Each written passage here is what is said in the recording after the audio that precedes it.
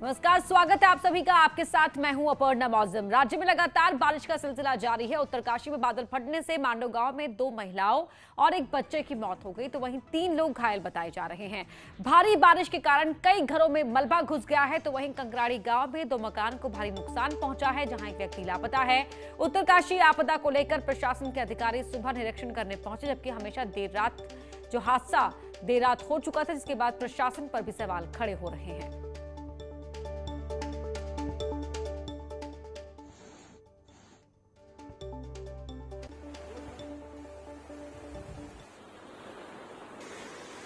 तस्वीरें आपको दिखा रहे हैं उत्तरकाशी की, जहां बादल फटने से ये भारी नुकसान पहुंचा है और लगातार हो रही बारिश ने यहां पर समस्याओं को बढ़ा दिया है। मांडो गांव में 2 महिला एक बच्चे की मौत हो गई, 3 लोग घायल हुए हैं, कई घरों में मलबा घुस गया है। 3 तस्वीरें आप देख सकते हैं किस तरीके से यहां पर तबाही मची हुई है। घरों के अंदर भी ये मलबा घुस आया है और तबाही की तस्वीरें आप इन टीवी स्क्रीन पर देख पा रहे हैं। ऑरेंज अलर्ट 10 जिलों में प्रशासन ने जारी कर दिया है। हाँ सर, हमारे यहाँ पे मकान था। थोड़ी दब गया सारा। दिख रहा है मकान? हाँ जी, मकान कहीं नाम परेशान नहीं, सारे पत्थर ही पत्थर हैं, कुछ नहीं दिखाई दे रहा है। वो कितने लोग दबे? लोग सर तो 3 हैं, 2 महिलाएं एक बच्ची है। और भी और सब ठीक है ना? और बाकी तो जनहानि तो नहीं हुई है? हाँ, जनहानि तो हुई सर, काफी नुकसान है। टिहरी के सीमांत मेट गांव में बादल फटने से घरों में भारी मलबा घुस गया और गांव वालों ने भागकर किसी तरह अपनी जान बचाई। मलबे से खेती की जमीन भी तबाह हो गई, साथ ही 5 से ज्यादा मकान उसकी चपेट में आ गए। हादसे में एक ग्रामीण को मामूली चोट आई है, जिसे अस्पताल में एडमिट कराया गया है। लगातार हो रही बारिश से भिलंगाना और बाल गंगा नदी का जलस्तर बढ़ गया है। प्रभारी डीएम का कहना है कि आपदा राहत की टीम मौके पर है और रेस्क्यू ऑपरेशन जारी है। जो मेट गांव में अभी सूचना मिली है क्राउडबर्स्ट की, उसमें कुछ 4 परिवारों के क्षेत्र में मलबा आया है घरों में।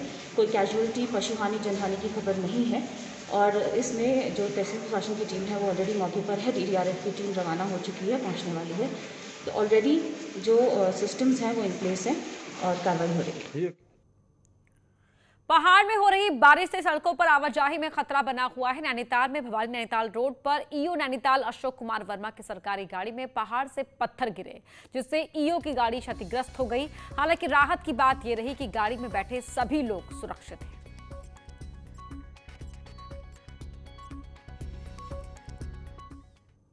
हल्द्वानी के आसपास पिछले 24 घंटे से रुक रुक कर बारिश का सिलसिला जारी है, जिसके कारण कई सारी सड़कें बंद हो चुकी हैं।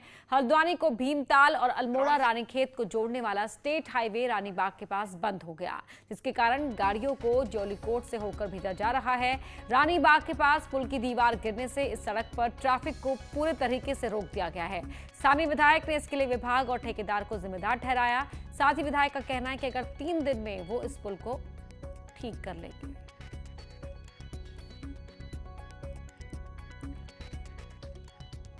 कुमाऊं में पिछले 12 घंटे से लगातार बारिश का सिलसिला जारी है, जिसके बाद कुमाऊं की कई सारी सड़कें बंद हैं। विशेष तौर पे जो भीमताल से होकर पहाड़ को जाने वाला रास्ता है, यानी हल्द्वानी से सीधे पहाड़ को जाने वाला, यानी अल्मोड़ा, पिथौरागढ़, बागेश्वर, रानीखेत को जोड़ने वाला जो रास्ता है वो पूरी तरीके से बंद पड़ा हुआ है। ये जो पीछे आप देख रहे हैं ये पुल रानीबाग का पुल है और यहाँ पर एक दीवार ढह चुकी है, जिसके कारण यातायात पूरी तरीके से यहाँ पर बंद कर दिया गया है।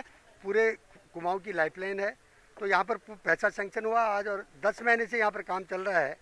लेकिन थोड़ा विभाग की लापरवाही मैं कहूँगा और ठेकेदार की लापरवाही कहूँगा कि अभी तक ये पुल का जो काम है बिल्कुल कछुआ चाल से चल रहा है और मुझे आशा है कि ये काम जल्दी से जल्दी, जो इनको टाइमिंग था उस टाइमिंग के अंदर ये पुल कंप्लीट करेंगे। जिस समय टेंडर हुआ ठेकेदार का, और टेंडर में ये समय सीमा तय होती है, उस समय सीमा के अंदर विभाग और ठेकेदार इस पुल को कंप्लीट करें, जो हमारा पुराना जो नया पुल बन रहा है। बहरहाल विधायक ने यहाँ का दौरा किया है और देखा है सड़क का हाल क्या है और उन्होंने अधिकारियों को ताकीद भी दी है। अब ये देखना होगा कि अधिकारी कब तक इस सड़क को खोल पाते हैं। वजह जो भी हो, लेकिन लोगों को इससे सफर करना पड़ रहा है। शैलेंद्र नेगी, न्यूज़ 18, हल्द्वानी।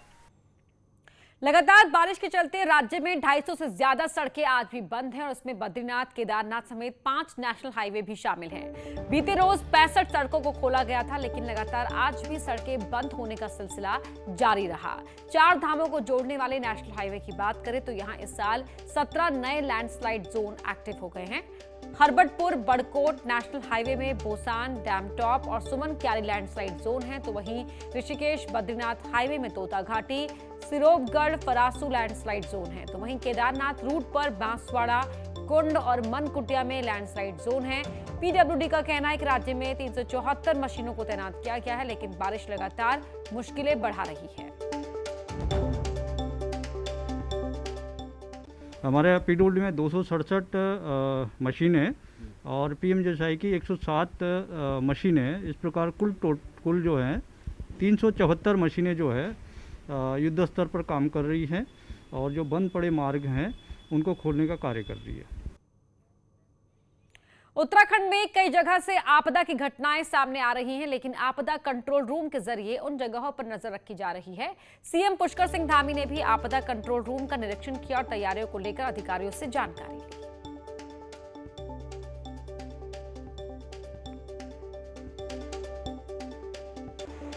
कल शाम से लेकर जो भी सर के पास पहले से अपडेट था उसका और फर्दर अपडेट सर ने लिया है। और सेकंड है जो हम लोग क्या क्या कर रहे हैं उसके बारे में उन्होंने जानकारी लिया है। और तीसरा है जो आज और कल के बारिश का फोरकास्ट है उसका वो सतह नदी में लेवल वगैरह बढ़ सकता है या फ्लडिंग के लिए संभावना हो सकती है, तो उसको ध्यान रखते हुए सभी को अलर्ट रहने के लिए उन्होंने इंस्ट्रक्शन देकर गए थे। रुड़की की बात करें तो यहां भी लगातार बारिश हो रही है और शहर में कई जगहों पर जलभराव हुआ है।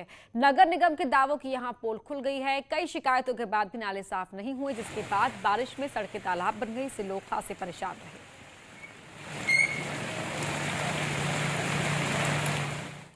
ऋषिकेश में भी बारिश के चलते सड़कें तालाब में तब्दील हो गई, जिससे जगह जगह जलभराव की स्थिति पैदा हो गई। नगर निगम की मेयर ने अधिकारियों के साथ जलभराव की स्थिति का निरीक्षण किया, साथ ही अधिकारियों को तत्काल जलभराव से निपटने के निर्देश दिए।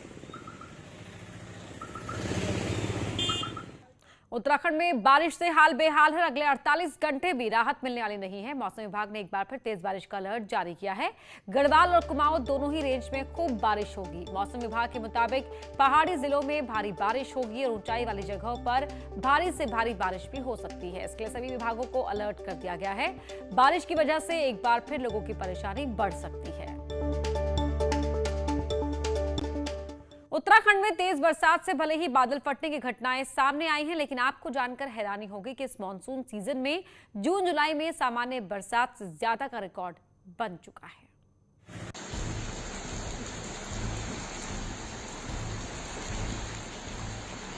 मॉनसून की बारिश शुरू हो चुकी है। उत्तरकाशी और टिहरी में मूसलाधार बारिश से कई जगहों पर नुकसान हुआ। हालांकि मौसम विभाग का मानना है कि जुलाई में जितनी बारिश होनी चाहिए थी उतनी अभी तक नहीं हुई, क्योंकि जुलाई के शुरुआती 10 दिनों में मॉनसून एक्टिविटी काफी कम थी और जुलाई महीने में अभी तक हुई बारिश औसत से 27% कम है। वहीं जून महीने में हुई बारिश औसत से 48% अधिक थी। हालांकि विभाग का ये भी मानना है कि अभी तक हुई बारिश औसत से 5% ज्यादा है। तो जो जून के लास्ट में था तो 48% जितनी नॉर्मल मिलनी चाहिए उससे जो 48% वो ज़्यादा थी। फिर इसी तरह जुलाई में जैसे शुरू में कम थी या जून में भी लास्ट में थोड़ी कम एक्टिविटी रही थी, लेकिन ओवरऑल जो जून में है वो प्लस में ही रहा। शुरू के 10 दिन वो कम रहने की वजह से जो अभी डिपार्चर की अगर बात करें तो -27% है, लेकिन आगे एक्टिविटी अच्छी है। तो जब तक मैं समझता हूँ महीने के लास्ट में हम पहुँचेंगे तो नॉर्मल तो हमको पक्का मिल जाएगी। बीते 24 घंटे में हुई बारिश उत्तरकाशी में सबसे ज्यादा 186 मिलीमीटर, टिहरी और मसूरी में 125 मिलीमीटर बारिश, कर्णप्रयाग में 79 मिलीमीटर, रानीखेत में 75 मिलीमीटर, उधम सिंह नगर में 70 मिलीमीटर बारिश हुई। वहीं देहरादून में 62 मिलीमीटर और ऋषिकेश में 64 मिलीमीटर बारिश हुई है। उत्तराखंड में बारिश और उसके बाद होने वाली तबाही कोई नई नहीं है, लेकिन इस मॉनसून सीजन में अभी तक जो बारिश देखने को मिली थी उससे उम्मीद है कि इस साल अच्छी बारिश होगी। न्यूज़ 18 के लिए देहरादून से भारती सकलानी की रिपोर्ट। विकासनगर के छिब्र पावर हाउस में लापता हुए 2 मजदूरों की तलाश में अभियान जारी है। छिब्रों के साथ साथ खोदरी में सर्च ऑपरेशन चल रहा है। बता दें कि छिब्र पावर टनल का दूसरा सिरा खोदरी पावर हाउस पर निकलता है। शनिवार सुबह टनल के अंदर पेंटिंग करते समय 2 मजदूर लापता हो गए थे। रविवार को जानकारी होने के बाद एसडीआरएफ और पुलिस ने संयुक्त रूप से सर्च ऑपरेशन चलाया है। सीएम के पहले केदारनाथ दौरे की बात करें तो कल सुबह 8 बजे सीएम पुष्कर सिंह धामी केदारनाथ के लिए रवाना होंगे और वहां पुनर्निर्माण के काम, यात्रा की तैयारियों का जायजा लेंगे। सुबह 11:40 पर सीएम रुद्रप्रयाग के तिलवाड़ा पहुंचेंगे और दोपहर 2 बजे पार्टी नेताओं के साथ मीटिंग करेंगे। शाम को 4:30 बजे अधिकारियों के साथ भी सीएम की मीटिंग होगी। वहीं इसके बाद बुधवार को सीएम चमोली के दौरे पर रहेंगे। बुधवार सुबह 10:40 पर गोपीनाथ मंदिर में पूजा करेंगे। तो वहीं सुबह 11 बजे बीजेपी जिला कार्य समिति में शामिल होंगे। इसके अलावा व्यापार संघ और मोर्चा के पदाधिकारियों के साथ भी मीटिंग करेंगे।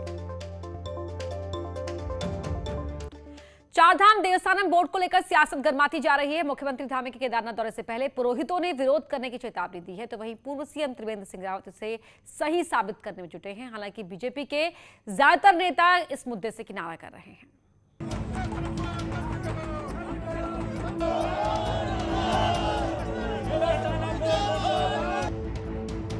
पूर्व सीएम त्रिवेंद्र सिंह रावत के साल 2019 के फैसले पर बीजेपी सवालों में घिरती जा रही है। चारधाम देवस्थानम बोर्ड को लेकर तीर्थ पुरोहित आग बबूला हैं और कांग्रेस हमलावर। मुख्यमंत्री पुष्कर सिंह धामी मंगलवार को केदारनाथ जा सकते हैं और उससे पहले पुरोहितों ने विरोध की चेतावनी दे दी है। वहीं पूर्व सीएम त्रिवेंद्र रावत लगातार अपने फैसले को सही बता रहे हैं, लेकिन सरकार और पार्टी उस पर कोई भी सीधी टिप्पणी नहीं करना चाहती। मेरी बात समझ लीजिए, मेरा दृढ़ मत है कि देवस्थानम बोर्ड से ही हमारे उत्तराखंड का भला होगा। साईं बाबा जो शिरडी में है उसकी 700 करोड़ रुपया है, सिद्धि विनायक मंदिर मुंबई की 300 करोड़ रुपया है, वैष्णो देवी मंदिर की 400 करोड़ रुपया है, बद्री और केदार की 15 करोड़ रुपया। कितनी है? और गंगोत्री यमुनोत्री की 6 करोड़ रुपया। उन्होंने जो कहा है ना, उन्होंने अपने हिसाब से कोई बात कही है, लेकिन वर्तमान में मुख्यमंत्री ने इस पर अपना बेबाक टिप्पणी की है और कहा है। तो मुझे लगता है कि इस तरह के विषयों पर कोई टिप्पणी करना वो आवश्यक नहीं है। वहीं पूर्व सीएम त्रिवेंद्र की तरफ से कांग्रेसी कहे जाने पर तीर्थ पुरोहितों का गुस्सा भड़का हुआ है। चारधाम के पुरोहितों और कांग्रेस का कहना है कि बीजेपी की नजर मंदिरों की कमाई पर है। कांग्रेस नेता किशोर उपाध्याय का कहना है कि यूपी का गोरखनाथ धाम और हरिद्वार के मंदिर भी सरकार कंट्रोल में ले। इससे साफ जाहिर होता है कि राज्य के सरकार के पास आर्थिक स्रोत सूख गए हैं और उन्होंने जो हमारे उत्तराखंड के 4 प्रमुख धाम हैं और अन्य 47 मंदिर हैं जो आस्था और श्रद्धा के केंद्र हैं, इन आस्था और श्रद्धा के केंद्र को उन्होंने अब कमाई का जरिया बना दिया है और यही जो है इस देवस्थानम बोर्ड गठन का मुख्य उद्देश्य अब सामने आ रहा है। उत्तराखंड के जितने मंदिर हैं और अगर उनको लगता है कि नहीं जो है ये सही है, तो सबसे पहले जो है जो गोरखपुर में गोरखनाथ पीठ है, उन सारे मंदिरों को और हरिद्वार के मंदिरों को उसमें क्यों नहीं शामिल करते हैं। चारधाम देवस्थानम बोर्ड त्रिवेंद्र सिंह रावत ने बनाया। तीरथ सिंह रावत ने पुनर्विचार की बात कही, लेकिन बोर्ड भंग होगा या नहीं, इस बात ने पुष्कर धामी सरकार और बीजेपी को उलझा कर रख दिया है। उत्तराखंड में चुनाव सिर पर हैं और चारधाम में पुरोहित पूजा पाठ की जगह प्रदर्शन कर रहे हैं, पुतले फूंक रहे हैं। ऐसे में अब त्रिवेंद्र सरकार का फैसला बीजेपी के गले की फांस बनता दिख रहा है। देहरादून से न्यूज़ 18 के लिए दीपांकर भट्ट की रिपोर्ट। और बड़ी खबर का रुख कर रहे हैं रुद्रप्रयाग से। आपको बता दें, जहां ओखीमठ में पूर्व सीएम त्रिवेंद्र सिंह रावत का विरोध हुआ है। तीर्थ पुरोहितों ने त्रिवेंद्र सिंह रावत को काले झंडे दिखाए हैं। देवस्थानम बोर्ड को लेकर नाराज है तीर्थ पुरोहित समाज और ऐसे में पूर्व सीएम त्रिवेंद्र सिंह रावत जहां अपने इस फैसले को सही बता रहे हैं, तो जो पंडा पुरोहित है उनकी नाराजगी बनी हुई है और इसीलिए यहां पर विरोध किया गया है। चमोली के बाद सीएम पिथौरागढ़ का दौरा करेंगे और मुख्यमंत्री धामी के दौरे को लेकर पिथौरागढ़ में तैयारियां तेज हो गई हैं। सीएम धामी 22 जुलाई को पिथौरागढ़ पहुंचेंगे। दौरे की तैयारियों को लेकर कैबिनेट मंत्री बिशन सिंह चौफाल ने अधिकारियों के साथ मीटिंग की। मीटिंग में जिन योजनाओं का लोकार्पण और शिलान्यास हुआ है उन पर चर्चा हुई। साथ ही पूर्व के मुख्यमंत्रियों की घोषणाओं को अमली जामा पहनाने के निर्देश भी कैबिनेट मंत्री चौफाल ने अधिकारियों को दिए। किन योजनाओं का शिलान्यास किया जाए और कौन सी ऐसी योजनाएं जो पूर्ण हो चुकी है उसका लोकार्पण किया जाए। उसके बाद माननीय मुख्यमंत्री जी की जो पूर्व में घोषणाएं हैं उन घोषणाओं में भी चर्चा की गई थी। पांचवें वित्त आयोग ने आज राज्यपाल को अपनी रिपोर्ट सौंप दी है। वित्त आयोग के अध्यक्ष इंदु कुमार पांडे ने राज्यपाल बेबी रानी मौर्य को रिपोर्ट सौंपी। राज्यपाल की मंजूरी के बाद इस रिपोर्ट को पहले कैबिनेट और फिर विधानसभा के पटल पर रखा जाएगा। कोरोना के कारण रिपोर्ट 8 महीने की देरी से सबमिट हुई। इस रिपोर्ट में पंचायतों निकायों को अगले 5 साल के लिए कर में हिस्सेदारी तय हुई है और इसकी एक किश्त जारी भी हो चुकी है।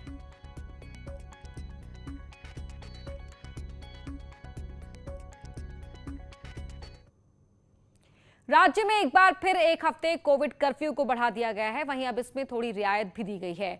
मैदानी जिले से पहाड़ी जिले के लिए अब RT-PCR रिपोर्ट की आवश्यकता नहीं होगी। तो वहीं अब सुबह 8 बजे से रात 9 बजे तक बाजार खोलने की अनुमति दी गई है। साथ ही 50% क्षमता के साथ वाटर पार्क और मल्टीप्लेक्स खोलने की इजाजत होगी।